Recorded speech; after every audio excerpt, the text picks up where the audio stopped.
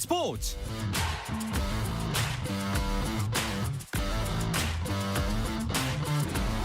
스포츠가 있는 저녁 어떠신가요? 아나운서 한상원입니다. 오늘 하루 이슈들을 살펴보는 스포츠 타임라인으로 출발합니다.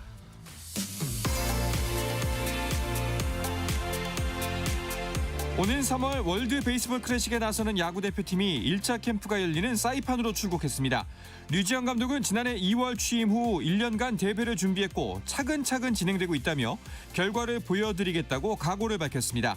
한편 류 감독은 부상과 컨디션 저하 우려에도 1차 캠프에 합류하는 김도영과 고우석에 대해선 김도영은 100% 전력 질주가 가능하다는 보고를 받았고 고우석 역시 현재 9위가 경쟁력 있다고 판단했다고 설명했습니다.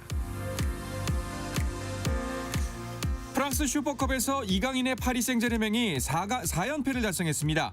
파리 생제르맹은 쿠웨이트에서 열린 마르세유와의 슈퍼컵 경기에서 정규 시간을 2대2로 마친 뒤 승부차기에서 4대1로 승리했습니다. 이강인은 부상으로 결정한 가운데 파리 생제르맹은 4연속 우승으로 역대 최다 기록을 14회로 늘렸습니다. 잉글랜드 프로축구 프리미어리그 선두를 달리는 아스널이 리버풀과 득점 없이 비기며 연승 행진이 5경기에서 멈췄고 2위권과의 격차를 벌릴 기회도 놓쳤습니다. 공식전 9경기 무패를 이어간 리버풀은 4위를 유지했습니다. 배드민턴 세계 최강 안세영이 말레이시아 오픈 4강에 가뿐히 진출하며 대회 3연패를 향한 순항을 이어갔습니다. 여자 단식 1위 안세영은 대회 8강에서 세계 26위 덴마크의 케르스펠트를 2대0으로 이기고 4강에 올라 천적인 중국의 천위페이를 만납니다. 올림픽 4연패를 노리던 스노보드 스타 클로이 김이 어깨를 다쳐 한 달도 남지 않은 2026 밀라노 코르티나 담페초 동계올림픽 출전 여부가 불투명해졌습니다. 클로이 김은 자신의 소셜미디어를 통해 스위스에서 훈련하던 도중 넘어졌고 어깨가 탈구됐다며 부상 당시 영상을 공개했습니다.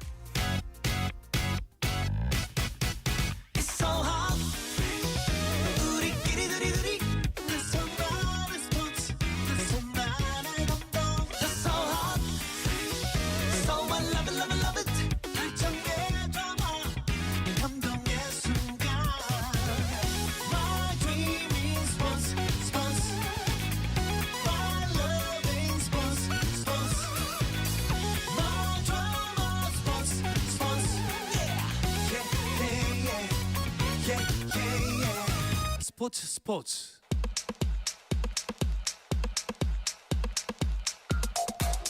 금요일 저녁의 축구 이야기 축구장 가는 길 시작하겠습니다. 서우정 축구 전문 기자, 축구 전문 매체 히든K의 류청 기자와 함께합니다. 두 분 어서 오십시오. 네, 안녕하십니까. 안녕하세요, 서우정입니다. 네, 반갑습니다. 자, 올해는 축구 기자들에게 있어서는 정말 바쁜 한 해가 될 것이다라고 예상을 했습니다만 이 정도로 연말 연시에 바빠질 거라고는 생각을 못 하셨지 않았을까라는 생각이 들 정도로 정말 많은 오피셜들이 쏟아지고 있습니다. 원래는 이제 월드컵의 해기 때문에 대표팀을 중심으로 축구 뉴스들이 좀 몰리게 되는데 올해 홍명보 감독이 이제 겨울에 진행할 수 있는 2주간의 훈련을 포기를 하면서 오히려 K리그 쪽에 많은 관심들이 쏠리고 있고요. 역시 이제 감독들의 대이동 새롭게 참가하는 3개 팀을 제외한 26개 팀에서 무려 11명의 감독이 새롭게 바뀌었거든요. 이제 그런 부분들 그리고 이어지는 선수 영입, 이적 오피셜들이 많이 나오고 있는데 최근에 유럽 축구를 보면은 이런 어떤 이적 시장의 소식들이 전체적인 축구계 메인 컨텐츠로 자리를 잡고 있는데 K리그도 그런 분위기로 향하고 있습니다. 네. 자, 그럼 이 소식들은 잠시 후에 자세하게 정리를 해보도록 하고 먼저 새 경기 일정의 포문을 연 23세 이하 아시안컵 이야기부터 하고 가도록 하겠습니다. 일단 우리 대표팀 첫 번째 경기를 치렀는데요. 무승부였습니다. 네, 이란과 첫 경기를 벌였고요. 한국 시간으로 7일 사우디아라비아 리야드의 알샤밥 스타디움에서 경기를 벌였습니다. 이날 이 시조 첫 경기였었는데 0대0으로 비겼고요. 사실 경기 내용도 좋지 않았습니다. 점유율에서 36%, 그리고 유효 슈팅도 한 개만 하면서 빈공에 시달리면서 이란과 비겼고 사실 여기 조별리그에서 1, 2위에 들어야 이제 8강에 가는데 그것도 조금은 좀 어려워지지 않았나라는 생각이 듭니다. 이 대회도 중요하지만 이 대회가 가지는 의미가 아시안 게임의 전초전이다라고 바라볼 수가 있기 때문에 눈여겨봤었는데 첫 경기는 많이 아쉬웠습니다. 네, 오는 9월에 열리는 나고야 아이치 아시안 게임. 한국 축구는 항상 이 아시안 게임에 걸려 있는 병역 혜택 때문에 늘 상대 국가들보다는 좀 많은 비중을 두거든요. 그러다 보니까는 이번 23세 이하 아시안컵도 말씀하신 대로 아시안 게임이 전초전 양상이 돼가고 있는데 그렇기 때문에 사실은 내용이든 결과든 두 마리 토끼 중 한 마리는 확실히 잡아야 됩니다. 근데 지금 이민성호에 대한 평가는 내용적인 면에서 작년 후반기에 좀 안 좋은 흐름이 지금 첫 경기에서도 이어졌다라는 좀 박한 평가하고 있고 결과적인 측면에서 사실은 이란이 연령별 대표에서는 그렇게 아시아에서 최강 국가 이런 상황은 아니거든요. 네. 그런데 그 이란을 확실히 누르지 못하고 유효스팅을 단 한 개만 기록하고 경기를 마쳤다는 점 이런 점 때문에 좀 비판이 있는 것 같습니다. 네.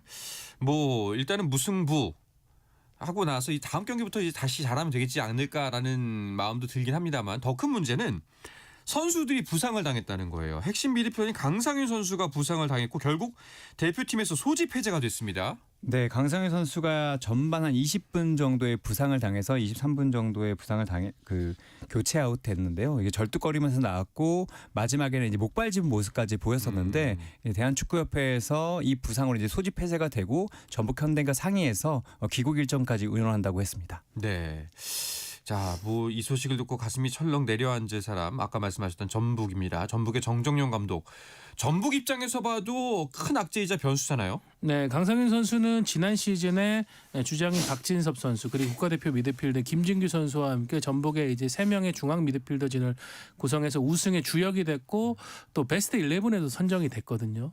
아직 만 21세의 선수인데 지금 한국 축구를 이끄는 미드필더로 자리매김을 했는데 이렇게 좀 무릎 내측인대를 다치는 큰 부상은 뭐 당연히 회복에도 시간이 많이 걸리겠죠. 시즌을 준비하고 있는 정종용 감독 입장에서는 이 강상윤 선수의 즉각적인 활용이 좀 필요했던 상황인데 대표팀에서의 부상으로 그 부분도 좀 어렵게 됐습니다. 네. 강상현 선수 같은 경우에는 피파 산하 국제스포츠연구소에서 그 60억 가치가 있는 선수라라는 평가가 나서 눈길을 모으기도 했는데 그만큼 뭐 말씀하셨다시피 나이도 그렇고 실력도 그렇고 여러모로 기대가 큰 선수잖아요. 사실 거스포엑 감독도 지난 시즌에 이 어린 선수를 34경기에나 출전시키고 사실 지난 시즌에도 강상윤 선수 부상이 좀 있었거든요. 그런 걸 제외한다면 거의 모든 경기를 소화할 정도로 좋았고요. 사실 이 국제스포츠연구소에서 강상윤 선수의 이제 몸값을 최대 350만 유로 그러니까 한국 돈으로 하면 60억 정도로 먹였는데 이게 K리그 1위 수준입니다. 그만큼 이제 창창한 선수이고 전북도 이 선수의 중앙을 아주 견고하게 지킬 것이라고 생각을 했는데 일단 시즌 초반에는 못 나올 수 있는 가능성이 있기 때문에 뭐 팀이나 대표팀이나 좀 어려워지게 됐습니다. 네, 그렇습니다. 자, 그러면 갑자기 궁금해지는 지점 중에 하나는 이 연구소에서 우리나라 선수만 평가했을 리는 없고 현재 세계에서 가장 가치가 높은 선수로 평가되는 축구 스타는 누군가요? 네, 뭐 이 가치라는 거는 지금 선수가 축구계에서 받게 될 수 있는 그런 이적료에 대한 기대값도 있지만 선수의 상품성, 뭐 마케팅적인 효과 이런 것들을 이제 종합적으로 보는데 역시 지금 가장 높은 가치를 지닌 어린 선수는 FC 바르셀로나를 뛰고 있는 라민 야말 선수입니다. 네. 무려 3억 4,310만 유로, 우리 돈으로 5,800억 원이 넘는 가치를 갖고 있는데 뭐 제가 볼 때는 이 선수가 진짜 시장에 나와도 2억 유로는 가볍게 넘지 않을까 싶을 정도로 지금 19살 만 19세의 나이에 세계 최고의 공격수로 이제 자리를 잡았거든요. 그러니까 뭐 라민 야말 선수 같은 경우에는 그에 합당한 가치 평가를 받고 있다고 봅니다. 강상윤 선수의 거의 100배네요. 네. 와, 진짜 세계의 벽은 높구나라는 생각이 듭니다. 자, 다시 23세 이하 대표팀 이야기로 돌아와서 강상윤의 공백을 어떻게 메워야 할까요? 일단 이민성호가 4-4-2 포메이션을 쓰고 있어서 강상윤 선수가 이제 중앙에 나온다면 이제 중앙 미드필더 조합을 좀 고민을 좀 해봐야 될 것 같은데 일단 1차전 이란과의 경기에서 경기 연계도 매끄럽지 않고 에이스인 아마 강상윤 선수 빠졌기 때문에 포메이션 변화도 좀 생각을 해봐야 되지 않나라는 생각도 해보고 있습니다. 여러모로 악재이자 난관에 부딪힌 건데 내일입니다. 이제 2차전이 펼쳐지는데 어디와 상대를 하게 되나요? 네, 저희가 지금 라디오 방송을 하고 있는 이 시간에 레바논을 상대로 이번 23세 이하 아시안컵 첫 승에 도전을 하게 됩니다. 지금 강상윤, 김태원 선수가 이란전에서 부상을 당했고 또 이제 카드를 받은 선수들도 많아요. 그래서 이런 부분들이 누적이 되면은 또 이제 3차전의 부담도 커지고 무엇보다 중원의 키플레이인 강상윤 선수 없이 또 잔여 일정을 치러야 되는데 우리 조의 마지막 상대는 이 연령별 대표팀에서 가장 강한 팀 중 하나라는 우즈베키스탄입니다. 네. 그래서 우리가 레바논을 상대로 승리하지 못할 경우에는 조별리그 탈락 위기까지 좀 다가올 수가 있습니다. 네. 그 조에서 2위까지 8강을 가는 거죠? 네, 16개 팀이 4개 팀씩 4조로 했기 때문에 1, 2위 팀만 이제 8강으로 가게 되고요. 지난 대회는 제가 현장에 지켜봤었는데 조별리그에서는 1위로 하고 8강에 갔지만 8강에서 그 신태용 감독이 이끄는 인도네시아에게 승부차기로 져서 파리 올림픽에 가지 못하는 네. 일도 벌어졌었습니다. 네, 알겠습니다. 자, 그럼 이어서 K리그 이야기로 넘어가 보도록 하죠. 강상윤 선수 소식으로 전북 이야기가 나왔으니까 전북 관련 소식부터 짚고 가보도록 하겠습니다. 전북도 그 어느 때보다도 분주한 스토브리그를 보내고 있죠. 네, 지금 박진섭, 홍정호, 건창훈, 한국영 선수 등 여러 또 주력 선수들이 떠난 전북인데 역시 뭐 전북은 전북입니다. 그 공백을 메우기 위한 선수들을 선택하고 있고요. 지난 시즌 김천 상무에서 이동경 선수와 함께 에이스로 맹활약했던 김승섭 선수를 네. 전북이 영입을 해서 발표를 했고 또 지금 국가대표 센터백 경험이 있는 박지수 선수 영입을 어제 발표했습니다. 또 장래의 한국 대표로 축구를 이끌 또 차세대 센터백이라고 평가받는 부산의 조이제 선수도 전북에 합류했고요. 거기다가 오늘은 지난 시즌 FC 안양을 아주 돌풍을 일으켰던 K리그1에서 14골을 기록한 브라질 출신의 스트라이커 모타 선수까지 임대 영입을 하면서 기존의 콤파뇨 티아고 선수가 있는데 모타 선수까지 아주 강력한 삼각편대를 꾸리게 됐습니다. 네. 특히 뭐 박지수 선수 영입은 정정용 감독이 생각하는 수비 라인의 키워드다라고 봐도 되지 않을까요? 맞습니다. 사실 지난 시즌에 포획 감독도 무너졌던 팀을 만질 때 중앙 미드필더 라인도 그렇지만 수비 라인을 단단히 했거든요. 근데 거기서 중심이었던 박진섭, 홍정호 선수가 모두 떠났는데 뭐 부산에서 조이제 선수를 데려오긴 했지만 무언가 조금 부족하다라는 평가를 받는 와중에 국가대표 경험도 있고 프로팀 경력도 많은 박지수 선수를 데려오면서 뒷문도 단단해졌다는 평가를 받고 있습니다. 네. 박지수 선수가 그 전북에 오기까지 여러 가지 과정이 있었다고 들었는데요. 이 선수는 인생 승리의 아이콘이죠. 사실은 이제 인천 유나이티드 유스 출신이고 인천 유나이티드 프로에 입성했지만 기회를 얻지 못하고 이제 팀에서 방출이 됐습니다. 그래서 이제 4부 리그까지 갔다가 다시 올라오면서 2019년 경남 돌풍에 또 주역이 되면서 이 선수 가치가 올랐고 그 뒤에는 이제 중국 무대로 진출을 했는데요. 중국 무대에서도 뭐 광저우 헝다라든가 또 최근에는 우한 산전 이런 팀에서 상당히 좋은 평가를 하면서 중국 슈퍼리그 안에서도 최고의 센터백 중 한 명이다라는 평가를 받았습니다. 그래서 사실 박지수 선수가 한국으로 돌아올 것인가에 대해서 물음표가 달렸던 상황이었거든요. 하지만 박지수 선수도 좀 오랜 해외 생활에 지친 부분도 있고 또 지난해 결혼을 해가지고 좀 가정적인 부분에서 안정도 원했던 것 같아요. 그래서 이번에는 K리그로 돌아가겠다라는 생각을 했고 우한 산전과의 계약이 종료된 이후 뭐 전북, 울산 그리고 뭐 대전 이런 국내 유수 팀들하고 협상을 했는데 최종적으로 전북이 박지수 선수를 영입하게 됐습니다. 네. 사실 이번 시즌 전북 뭐 포획 감독도 떠났고 코치진도 바뀌었고 그리고 여러 선수들이 나갔기 때문에 전력이 매우 약해졌고 좀 이 새로 다가올 시즌에서는 성적을 내기가 쉽지 않지 않을까라는 우려가 많았거든요. 근데 이번 보강을 통해서 봤을 때 전북항 어느 정도라고 보세요? 사실 전북이 약해질 거라고 기대 아닌 기대를 했던 팀들이 그 기대를 접어야 될 정도는 되는 것 같습니다. 네, 아직 뭐 발표를 하지 않았지만 지금 포항 미드필더의 핵심이죠. 오베르단 선수도 오늘 이제 메디컬 테스트를 마쳤기 때문에 곧 발표가 있을 예정이고 거기다가 이제 또 광주 FC 수비의 중심 이제 변준수 선수 최근 국가대표에 계속 꼽히고 있는 이 선수인데 이 선수는 광주 전북으로 이적하고 곧바로 이제 김천 상무로 갑니다. 네. 전북이 당장은 쓰지 못하지만 이제 1년 6개월 뒤부터 쓸 수가 있는 선수거든요. 전북은 지금 현재와 미래를 모두 잡는 선수 영입 전략을 펼치고 있습니다. 그렇게 보면은 뭐 지난 시즌처럼 압도적인 1위까지는 아니더라도 선두권에서 계속해서 경쟁을 펼칠 정도의 강팀은 되겠다라고 봐도 되겠네요. 네, 그 정도는 충분할 것 같습니다. 네, 알겠습니다. 자, 이렇게 4년 만에 박지수 선수가 K리그 무대로 돌아왔고 행선지가 바로 K리그1 디펜딩 챔피언 전북입니다. 이 부분도 2026 K리그 관전 포인트 중 하나가 될 것 같은데요. 한편 수원 삼성은 여전히 화제의 중심에 서 있습니다. 이야기는 잠시 쉬었다가 돌아와서 자세하게 나누도록 하겠습니다.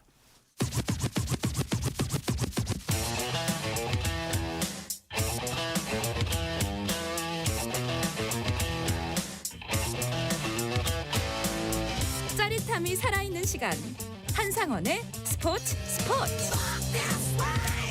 금요일 저녁에 축구 이야기 축구장 가는 길 이어가도록 하겠습니다. 축구 전문 매체 히든K의 류청 기자, 서우정 축구 전문 기자와 함께하고 있습니다. 말씀드렸던 것처럼 여전히 이정효 감독 그리고 수원 삼성이 축구계 뉴스의 중심에 서 있습니다. 15명의 선수를 내보내더니 지금은 폭풍 영입 중입니다. 네, 지금 이정효 감독 체제의 수원이 이제 본격 가동되고 있고 이제 보낸 자리만큼 들어올 자리도 많아야 되겠죠. 폭풍 영입이 시작되고 있는데 수원은 이정효 감독을 선임하기 전에 이기재, 한호강, 최영준, 김민우, 세라핌, 레오 팀의 주전 선수였던 한 12명의 선수 그리고 추가적으로 또 3명의 선수하고 또 작별을 했습니다. 그래서 선수단 정리에 나섰고 이후 새해가 밝자마자 이제 그 자리를 대체할 새로운 선수들을 발표를 했고 어제 태국에 있는 치앙마이로 전지훈련을 떠났습니다. 네. 그 홍정호 선수는 이제 발표만 남았다라고 이야기가 나왔었는데 이 선수의 영입을 공식적으로 발표한 날 하루에만 7명 선수의 오피셜을 냈습니다. 네, 저도 놀랐는데 7일에 오피셜이 나왔는데요. 홍정호 선수만 나온 게 아니라 홍정호, 윤근영, 김민우, 박현빈, 패신, 송준, 이준재 이렇게 7명의 오피셜을 내면서 모두를 좀 깜짝 놀라게 했습니다. 네. 이 새롭게 영입된 선수들의 면면을 보면은 이정효 감독이 이런 식의 팀을 생각하고 있구나라고 살짝이나마 예측을 해볼 수 있을 것 같은데 어떻게 생각하세요? 네, 일단 국가대표 출신의 베테랑 수비수 홍정호 선수 2025 시즌 K리그1 베스트 11 수비수 부분에서 압도적인 지지를 받으면서 또 수상을 했었습니다. 그러니까 이 선수는 여전히 1부 리그에서 최고 레벨의 경기력을 갖고 있는 선수고 이정효 감독도 이 선수가 옴으로써 주변의 다른 선수들에게 전수해줄 어떤 그런 경험이라든가 안정감이 상당히 돋보일 것이다라고 평가를 했고요. 또 홍정호 선수의 파트너가 될 수 있는 왼발잡이 센터백 송주훈 선수도 압도적인 피지컬, 공중전에 능한 선수입니다. 그리고 이제 단국대 출신의 193cm의 유망주 수비수 2003년생의 윤근영 선수도 품었고요. 측면 수비에는 경남FC에서 아주 공격적인 재능을 뽐내던 2003년생의 이준재 선수가 합류를 했고 중원에는 지난 시즌 부천 FC의 승격을 이끈 또 젊은 미드필더죠. 박현빈 선수 그리고 이제 유럽에서 뛰다가 대전으로 온 약간 미완의 대기라고 평가받는 선수지만 역시 왼발잡이 킥력을 아주 훌륭한 킥력을 가진 김민우 선수를 영입을 했습니다. 네. 거기다가 부산 아이파크에서 에이스 역할을 하던 지난 시즌에만 13골을 넣은 패신 선수를 보강하면서 광주 시절 아사니 선수를 통해서 활용을 하던 그런 어떤 득점의 패턴을 또 발휘할 수 있는 그런 외국인 선수도 보강을 했는데요. 전반적으로 이정효 감독이 추구하려고 하는 어떤 축구의 방향에 맞는 재질의 선수들이 대거 입성했습니다. 사실 아직 폭풍 영입이 끝나지 않았습니다. 계속해서 아마 선수들을 더 끌어모을 텐데 지금까지만 놓고 봤을 때 두 분께서 생각하시기에 어느 선수의 영입이 가장 놀라웠나요? 제가 사실 가장 놀랐던 건 홍정호 선수였던 것 같아요. 홍정호 선수가 사실 제 기준에서는 지난 시즌 K리그1 최고의 수비수였거든요. 물론 나이가 이제 89년생이긴 하지만 전북같이 수비를 중요하게 생각하는 팀이 홍정호 선수를 놔줄 거라고 생각하지 않았고 홍정호 선수 나중에 밝혔지만 전북에 대한 충성이 상당히 컸었는데 여러 가지 일이 맞물리면서 홍정호 선수가 이적을 했고 그것도 1부가 아닌 2부에 그것도 이정효 감독과 손을 잡았다는 사실이 저는 가장 좀 놀라운 것 같습니다. 저는 외국인 선수 패신 선수가 좀 놀라웠는데 사실 이 선수는 중국으로 갈 예정이었습니다. 중국 팀하고는 거의 이제 얘기가 된 상태였는데 막바지 발생한 변수로 인해서 중국행이 좌절된 상황이었고 그때 이제 빠르게 이정효 감독이 패신을 영입하고 싶다라는 의사를 밝히면서 이 선수가 왔는데 지난 3년간 K리그2에서 50개의 공격 포인트를 올린 선수예요. 이 선수의 왼발은 검증이 됐기 때문에 다음 시즌 이제 2026 시즌 K리그 2에서 수원 삼성 공격에 또 선봉에 설 것 같습니다. 네. 아까 말씀드렸다시피 영입은 계속해서 이어질 것 같습니다. 또 어떤 선수들이 물망에 오르고 있나요? 일단 오피셜은 나지 않고 진여부는 오피셜 그냥 옷을 들고 사진을 찍어봐야 알겠지만 네네. 그 DC 유나이티드 MLS 무대에서 뛰던 국가대표 출신의 김준홍 선수 골키퍼거든요. 이 선수와 정호연 헤이스 정호연 선수도 지금 미네소타에서 뛰고 있고 헤이스는 지난 시즌 광주에 쓰였었는데 이 두 선수는 이정효 감독과 모두 인연이 있는 선수입니다. 이 선수들이 이정효의 수원으로 올 것이다라는 이야기들이 돌고 있습니다. 네. 근데 이 정도로 영입하고 나면은 이름만 수원 삼성이지 다른 팀이 되는 거 아닌가요, 아예? 그렇죠. 그러니까 수원 같은 경우에는 이정효 감독 그리고 이정효 감독을 돕는 코칭 스태프, 지원 스태프에게 엄청난 투자를 했지만 역시 뭐 요 최근에 흑백 요리사가 한참 인기이긴 합니다만은 재료가 좋고 또 도구가 좋아야 최상의 요리가 나올 수 있는 건 아니겠습니까? 이런 이정효 감독이 펼치고자 하는 어떤 축구의 그림을 완성해 줄 수 있는 그런 선수들을 수원도 적극적으로 보강을 해주면서 2026 시즌에는 반드시 2부 리그에서 3수 생활을 끝내고 일부 리그로 올라가겠다는 의지를 피력하고 있습니다. 네. 뭐 감독의 이름값만 봐도 그리고 이제 계속해서 실제로 진행되는 면면을 봐도 기대감이 높아질 수밖에는 없습니다. 2026 수원 삼성 K리그 2에서 어떻게 보십니까? 압도적일 것 같으세요? 근데 이게 또 어려운 게 당연히 이 이정효 감독과 이 정도의 선수단이면 올라가야지라고 하는데 사실 그게 또 가장 무서운 부분이거든요. 네. K2 무대가 사실은 K1보다 더 어렵다는 분들도 많고 예. 창단 팀도 이제 세 팀이나 생겼기 때문에 이 모든 변수들을 고려해야 하지만 그래도 승격 1순위라고 하는 데는 이의는 없을 것 같습니다.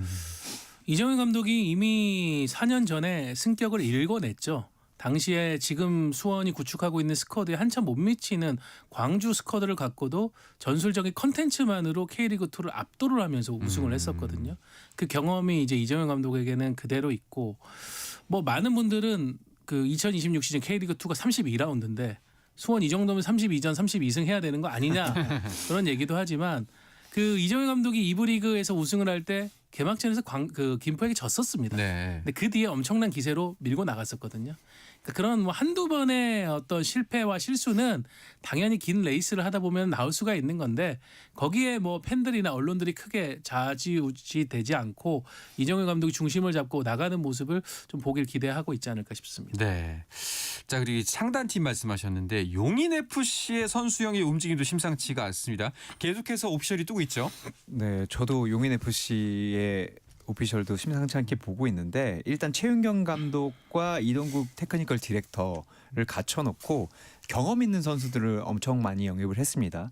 전에도 얘기했지만 석근준 선수도 영입을 했고 그리고 리그에서 정말 잔뼈가 굵은 신진호, 김민우, 최영준, 임채민 이런 선수들 하면서 오히려 너무 창단팀인데 평균 연령을 높이는 게 아니냐라는 얘기도 나왔지만 선수들의 면면으로 보면 K리그2 어떤 팀에도 밀리지 않는 면면으로 창단 스쿼드를 꾸렸습니다. 네. 뭐 공식 창단식에서 2030년 K리그1 승격 목표를 발표했습니다.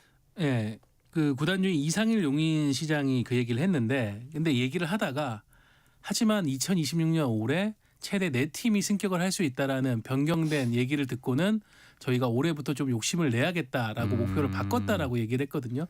그래서 용인FC가 지금 유청 기자가 얘기한 상당히 네임밸류가 높은 선수들을 굉장히 많이 끌어들이고 있는 것 같아요. 현장에서의 평가는 뭐 반반으로 갈립니다. 혹자는 과거 프리미어리그의 QPR처럼 이름값만 높은 선수들이 왔는데 이게 뭉쳐지지 못하면 퍼포먼스가 안 나올 것이다라고 얘기하는 쪽도 있고 반대로 이탈리아 세리아의 AC 밀란처럼 이 베테랑 선수들의 중심을 잡아줌으로써 팀이 경쟁력을 더 발휘할 수 있다라는 의견도 나오고 있거든요. 결국은 이제 이 부분을 잘 깨고 가는 것은 감독인 최윤경 감독의 역할이 굉장히 클 것 같습니다. 네. 최윤경 감독도 경험이 굉장히 많고 과거 강원FC의 승격을 한번 이끌어본 경험이 있어요. 그래서 그런 부분에서는 좀 최윤경 감독의 그런 능력이나 관록이 좀 기대가 되지 않나 싶습니다. 네, 확실히 더욱더 기대가 되고 그리고 진짜 지난 시즌보다도 더 인기몰이를 할 것 같은 K리그2입니다. 자, 또 어떤 오피셜들이 축구 팬들의 눈길을 끌었을까요? 일단 유럽 그러니까 폴란드 구르니크 자부제에서 뛰던 고영준 선수가 강원 FC 오피셜이 났는데요. 새벽 3시에 오피셜이 났습니다. 사실 구단 홍보팀이 보낸 게 아니라 그 김병지 대표가 유튜브 방송을 하다가 고영준 선수의 이 오피셜을 발표하기도 했고요. 네. 그리고 이제 일부로 K리그 1으로 올라선 부천도 유럽 그러니까 체코 무대에서 뛰는 김승빈 선수를 영입했고 울산 H에서 뛰던 김민주 선수를 영입했고요. 그리고 김포 K리그2의 김포도 인천의 원클럽맨이었던 김도혁 선수를 영입하는 오피셜을 올렸습니다. 네, 알겠습니다. 와, 근데 진짜 너무 이동이 많으니까 이 정도면은 뒤죽박죽, 뭐 나쁘게 표현하면 뒤죽박죽, 좋게 표현하면 전력의 완벽한 재편 아닙니까? 근데 원래 이적 시장이라는 게 이렇게 좀 이동이 많아야 재밌기도 하고요. 최근에 또 흐름이 뭐냐면은 K리그 1이 2026 시즌부터는 22세 이하 의무 출전 조항을 거의 유명무실화 시켰거든요. 그래서 이 K리그 1에서 중용되던 어린 선수들이 지금 대거 K리그 2로 이동을 했습니다.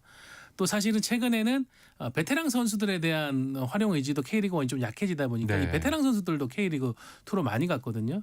그래서 K리그 2에는 지금 아주 어린 선수 아니면은 상당히 나이가 많은 선수 이런 식으로 좀 구성이 돼 있고 K리그 1에는 또 그 사이에 있는 전성기에 있는 선수들이 몰리는 그런 극단적인 상황이 보여지고 있는데 결국은 이제 그런 부분들이 또 많은 관심들로 이어질 것 같아가지고 올해는 뭐 월드컵의 해지만 K리그에 대한 관심도가 굉장히 올라가고 있습니다. 그렇습니다. 자, 그리고 좀 주목해 볼 만한 뉴스가 그 이번에 월드컵에 출전한 나라 중 하나인 큐라소 처음 듣는 분들도 많으실 텐데 이 큐라소 국가대표가 파주로 이적했다는 오피셜이 있네요. 네. 퀴라소 국가대표 아리아스 네. 이 선수가 193cm의 오. 장신 스트라이커인데 퀴라소 대표팀 소속으로 13경기를 뛰었습니다. 네, 이 선수를 영입하면서 뭐 아드보카트 감독이 추천해줬다 이런 얘기도 나오고 있고요. 그리고 아까 용인 다루면서 살짝 다루지 못했던 게 용인이 외국인 골키퍼가 이 올해부터 쿼터가 풀렸잖아요. 네. 노보라는 포르투갈 출신의 골키퍼를 영입하면서 28년 만에 K리그 무대에서 골키퍼도 오. 외국인 선수가 뛰게 됐습니다. 알겠습니다. 아직까지 이적 시작 일정이 남아 있는 거죠? 네, 지금 이제 많은 선수들의 향방이 결정됐지만 아직도 이제 각 팀들이 자신들의 약점을 좀 채우기 위한 그런 영입들을 물밑에서 작업을 하고 있거든요. 그래서 이런 부분들이 이제 1월에는 또 많은 뉴스의 중심으로 장식하지 않을까 싶고요. 뭐 재미난 소식들이 곧 뭐 들려올 것 같습니다. 뭔가 좀 많은 것 같네요. 용인에서 이루어지고 있는 일들이. 그렇습니다. 근데 그 이미 전지훈련을 떠난 팀들도 있잖아요. 네, 전주훈련을 떠난 팀도 아까 말씀드린 수원도 있고 아마 이번 주에는 거의 다 떠날 것 같아요. 포항도 아마 오늘 정도 떠난 것 같고 그런데 이번 전지훈련의 대세는 역시 이제 태국인 것 같습니다. 태국으로 무려 16팀이 떠나고요. 뭐 인도네시아로도 한 팀, 스페인 3팀, 튀르키예 한 팀, 그리고 아랍에미리트로 한 팀이 떠나게 됐습니다. 네. 스포츠 풍년인 2026년인데 또 축구도 월드컵도 있고 정말 여러모로 기대가 많이 됩니다. 자, 이야기를 끝으로 이번 주 금요일에 축구 이야기 축구장 한기를 마무리하도록 하겠습니다. 서우정 기자, 류청 기자와 함께했습니다. 두 분 고맙습니다. 감사합니다. 주말 스포츠는 저녁 9시 20분부터 함께 하실 수가 있습니다. 저는 월요일 저녁 8시 30분에 돌아오겠습니다. 한상원의 스포츠.